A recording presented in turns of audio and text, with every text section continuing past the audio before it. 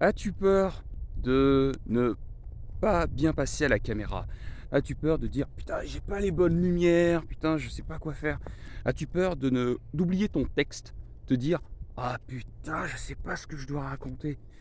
Est-ce que ça t'arrive d'avoir ce genre de peur et qui te bloque et qui t'empêche d'appuyer sur le bouton, enregistrer? Eh beh, écoute, ça tombe bien parce c'est le sujet de cette vidéo. Salut à toi, c'est tonton Pascal et aujourd'hui, comme tu le vois, là, je suis en train de faire une petite promenade, là, dans un petit bois, là, qui se trouve juste autour de chez moi et j'avais envie de te parler de cette peur, de ce blocage qu'on peut avoir quand on est créateur de contenu, mais même si c'est pas ton métier, la création de contenu, quand tu es entrepreneur, à un moment ou un autre, t'as pas le choix de passer par la phase création de contenu et t'as pas forcément besoin de faire de la vidéo, mais ça peut être aussi publier un post ou ça peut même être passé dans une interview. Et parfois, ça fait peur. Et pour le coup, moi je vais dire une recette. Non, c'est pas une recette. J'ai un principe. Quand tu as peur de publier, quand tu as peur de produire quelque chose, quand tu as peur de t'exposer, j'ai une phrase et c'est une phrase qui m'a beaucoup servi, notamment pour ce challenge de 100 vidéos en 100 jours. C'est celui-là, c'est le plus petit livrable imparfait. Alors qu'est-ce que j'entends par le plus petit livrable imparfait? Je crois que c'est Martin Latulippe qui a cette phrase qui dit: pose chaque jour une action imparfaite. J'aime bien cette notion d'imparfaite. Je suis un peu moins fan avec la notion d'action. Parce que le problème avec l'action imparfaite, c'est que tu peux tourner en rond, ça reste une action. Et elle est complètement imparfaite. Mais c'est pas pour ça que tu vas produire un résultat. Et pour le coup, moi je préfère parler de livrable. C'est-à-dire de produire un résultat. C'est que quoi qu'il arrive, tu fasses quelque chose et que ce soit factuel. D'où mon expression, le plus petit livrable imparfait.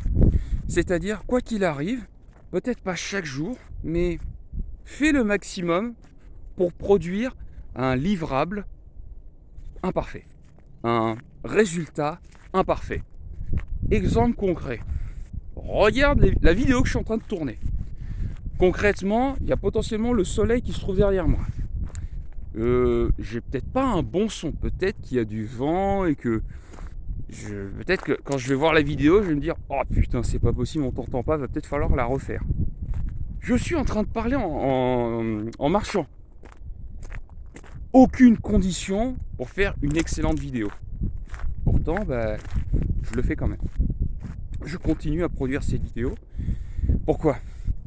J'ai un ami qui veut lancer son podcast et ça fait des mois qu'il m'en parle. Mais vraiment, ça fait des mois. Et lui, c'est vraiment quelqu'un d'extrêmement rigoureux, notamment quand il s'agit de bien choisir son micro, de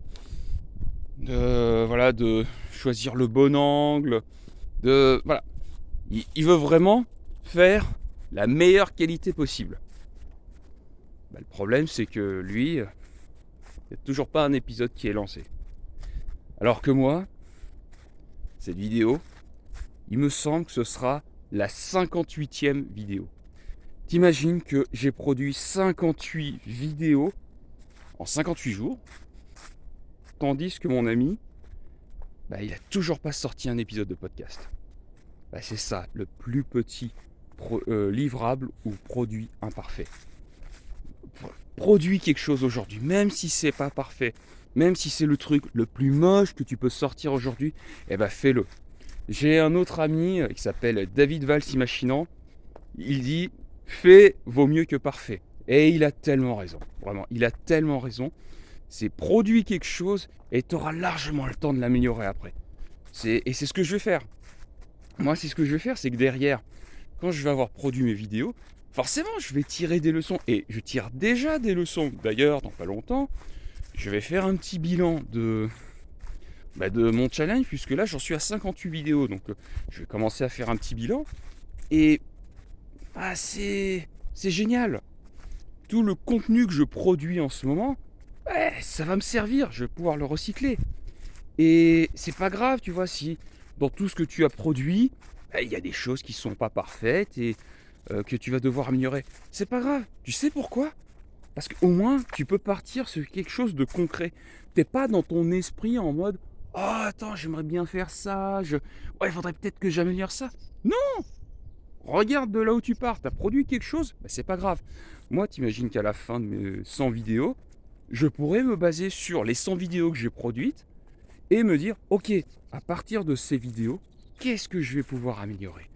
Et moi, c'est vraiment ce que je t'invite à faire, c'est où que tu en sois aujourd'hui, quel que soit ton niveau, quel que soit ton parcours, bah, produis le truc le plus imparfait possible. Et le truc le plus imparfait le livrable le plus imparfait pour toi, le plus petit livrable le plus imparfait pour toi, bah, ce sera pas le même que pour moi. Enfin, si, toi tu es, ultra avancé et que, bah, toi peut-être que, ça va peut-être une façon de parler ou une autre façon de raconter, ton histoire, enfin, vraiment, c'est propre à toi. Le plus petit livrable imparfait et vraiment, à partir du moment où tu dis: «C'est quoi? Aujourd'hui, j'accepte de faire de la merde», ça libère quelque chose. Donc, je crois que je me demande si Kylian Talin et Valentin Descaires n'avaient pas écrit un livre qui s'appelait, «Publier de la merde sur les réseaux sociaux» ou une connerie comme ça. Bah, je connais pas le contenu du bouquin, mais le titre, il veut tout dire et bah, accepte de publier de la merde et surtout accepte de produire le plus petit livrable imparfait. Voilà, j'espère que cette vidéo t'a plu. Abonne-toi pour recevoir d'autres contenus et bon, peut-être que je serai toujours en train de me promener. Et je te dis à plus tard. Salut.